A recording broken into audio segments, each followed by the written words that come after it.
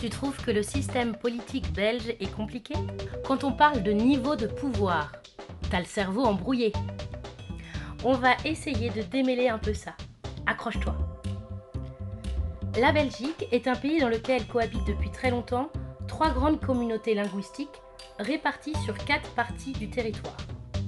Une au nord où l'on parle le néerlandais, une au sud où l'on parle le français, une à l'est où l'on parle l'allemand et enfin au centre, la région bilingue de Bruxelles-Capitale où l'on parle néerlandais et français.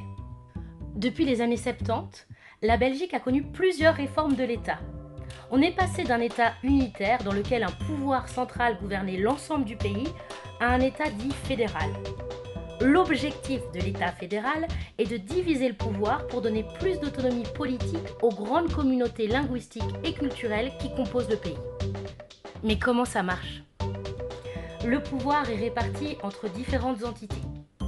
Un État fédéral et des entités fédérées qui sont les régions et les communautés.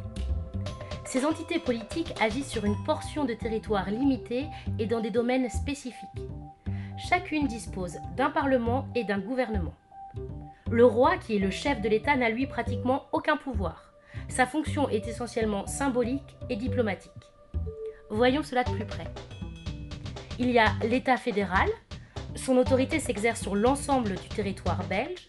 Les principales compétences fédérales sont la justice, la défense, la police fédérale, les affaires étrangères, la sécurité sociale, les finances, le nucléaire ou encore la migration.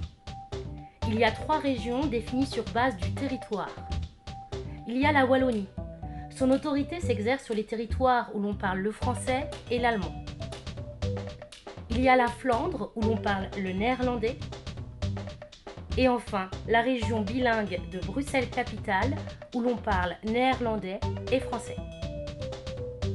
Les régions sont compétentes notamment en matière d'économie, d'aménagement du territoire, de protection de l'environnement, de logement, de politique de l'emploi ou encore de transport. Il y a également 3 entités politiques appelées communautés, définies sur base de la langue parlée par la population. La communauté française, aujourd'hui appelée Fédération Wallonie-Bruxelles, la communauté flamande et la communauté germanophone.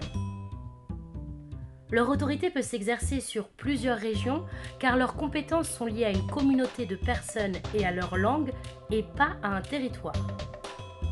Les communautés sont entre autres chargées de la culture, de l'enseignement, de la jeunesse, de la santé ou encore de l'aide aux personnes. Tu me suis toujours? Parce que c'est ici que ça se complique. Attention à Bruxelles. Comme Bruxelles est bilingue, les communautés françaises et flamandes y exercent toutes les deux leurs compétences. Cependant, pour mieux répondre aux attentes spécifiques des Bruxellois, elles les exercent en pratique via des commissions à qui elles ont délégué des pouvoirs. Il s'agit de la Commission communautaire française, dite COCOF, et de la Vlaams Gemeenschap Commissie, VGC. Mais parfois, c'est compliqué d'appliquer une politique différente pour les néerlandophones et les francophones de Bruxelles. C'est pourquoi certaines matières ont été transférées à une autorité spécifique et bilingue, la Commission communautaire commune, que tu connais peut-être sous le nom de la COCOM. En résumé, en Belgique, le pouvoir est divisé entre un État fédéral, 3 régions définies sur base de territoire et 3 communautés définies sur base de la langue. Attention que tout l'intérêt d'un État fédéral est qu'il n'y a pas de hiérarchie entre le pouvoir fédéral et les pouvoirs fédérés. L'État fédéral ne peut donc pas imposer de règles et de politiques aux régions ou aux communautés. Chacun est autonome dans ses compétences et à égalité avec les autres niveaux de pouvoir. Et les provinces et les communes là-dedans? Les provinces et les communes sont des autorités politiques qui agissent à un niveau plus local. Mais attention, leurs actions doivent respecter les décisions prises à d'autres niveaux de pouvoir et sont contrôlées par les autorités supérieures. Enfin, la Belgique est membre de l'Union européenne. Cela signifie que dans certaines matières, les institutions européennes vont voter des règlements qui s'appliqueront directement en Belgique. Les gouvernements et parlements belges devront tous s'y conformer.